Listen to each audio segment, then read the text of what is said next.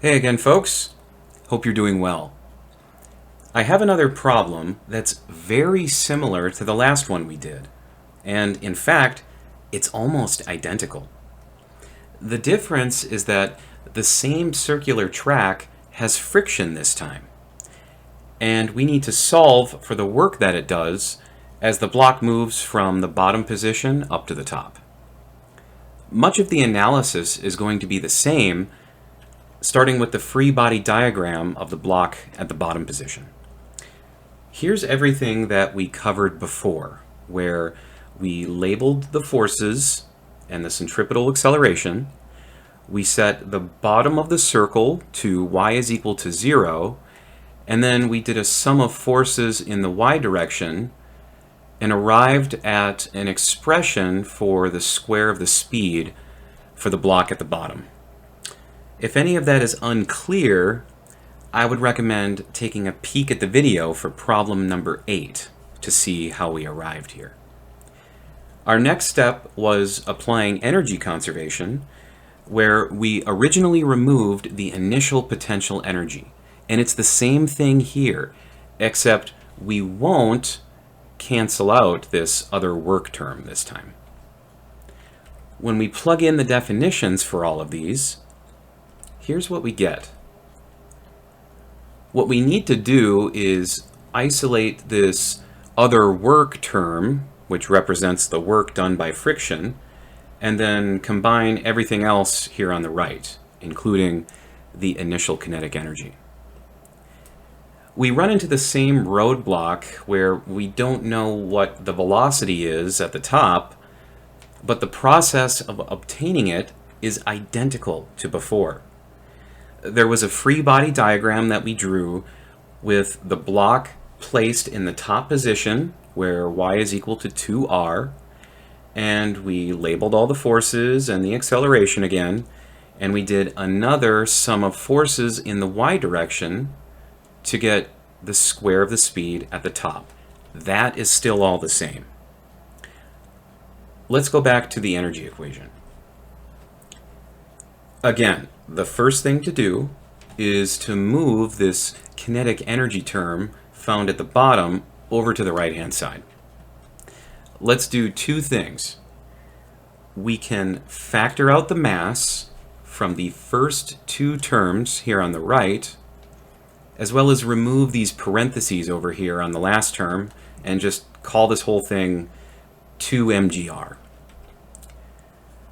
There's a factor of 1/2 attached to both terms in the parentheses that we can factor out as well.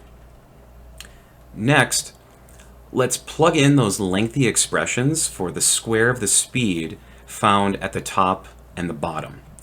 I'm going to separate those with square brackets so things are a little easier to see. If we distribute this r over m ratio throughout both of these, we actually don't need those separator brackets anymore, so I'll get rid of them. Notice we have two of the same quantity being added together here. And additionally, the m's are going to cancel each other out upstairs and downstairs on both of them. If we distribute the mass throughout the parentheses here as well, the m's in these denominators will cancel out. And we can also transform this third term into something that will combine with the last term found outside. Let's do another 2 steps in one here. I'm going to apply this 1/2 coefficient specifically to the 2mgr found inside the parentheses so that I can bring it outside and combine it with this one. And secondly, let's factor out an r, but only from these first two terms. We'll end up with this. Now the mgr here and the 2mgr can combine to make 3, and we have no more simplification that we can do. And we're ready to plug in some numbers.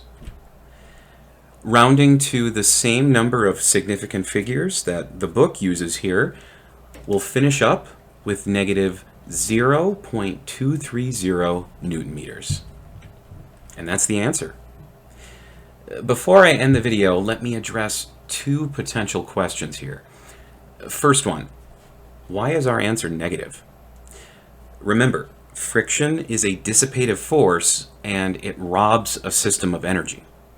Plus, the problem description asked us to find the actual work done on the block by friction, not the magnitude of it.